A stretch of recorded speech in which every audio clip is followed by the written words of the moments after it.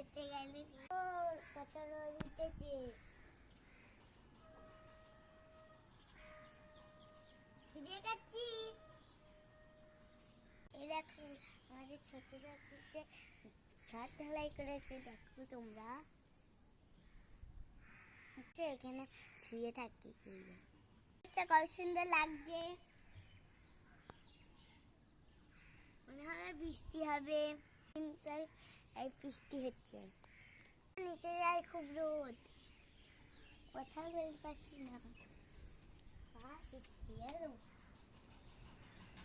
এখানে কেমন রোদ হয়েছে, কেমন কমেন্টে জানাও।